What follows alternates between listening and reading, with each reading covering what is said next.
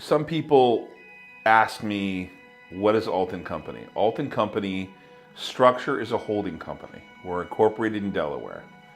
What we do is we identify undervalued assets, disruptive technologies with a global impact. And we use three criteria to take advantage of that. We either engage in some sort of private equity transaction, we make a venture capital investment, or we become activists, generally in public companies that are severely undervalued, use a gram dot approach or some approach to value them relative to their peers, where they're trading disconnected from the market. If you look at all the transactions I've done in the last 15, 20 years, there's generally an opportunity to buy something that's very undervalued, maybe misunderstood, and it's our job then to work with management or replace management and help extract value and bring them back to normal valuations, either find them a good home or they have a home with us at Ault & Company, or we put them together in a new strategy that helps them accelerate their growth back to the days when they were a growth company and they were public in the first place.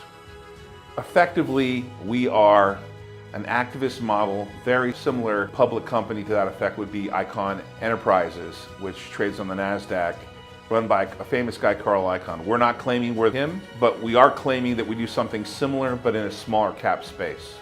The holdings we have currently now are industrial manufacturing in the advanced textile business with MTX Limited. We own a biotech company that is one of my favorite holdings in the Alzheimer's space, especially with Liposol. We own a business that's in commercial defense. Some of those businesses are as old as 63 years old. We own businesses in lending, in hospitality, and we own businesses in the data center space. Even though it seems like we're really well diversified, they all play a specific role in us trying to get a return on equity. We try to buy things that are very undervalued, and we try to bring them to full valuation over time and cash flow generation, and that takes time.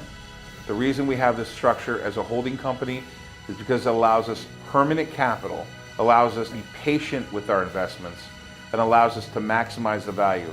Too many times in my past life when I run hedge funds or other public companies, there was too many demands for instant returns, and you had to get that money turned around, or people wanted to withdraw, or at the worst times in the world, like in 1998 or 2008, people were drawing money from a hedge fund when the best thing would be to do is be buying those undervalued assets. We look to invest when there's blood in the street. It doesn't have to be the whole street. Wall Street doesn't have to be in disarray.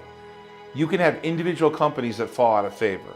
Right now, we have one that we know is really out of favor, and we're going to try to maximize that. At other times, when they're really in favor and the market wants them, sometimes we sell an asset, especially if we get a premium price. We never make investments where we don't think we can get a 5x to 50x return. And we are involved in management. We have an active role in the companies generally, and we participate in helping bring opportunities to them, bring financing to them, and extract the best value we can out of them.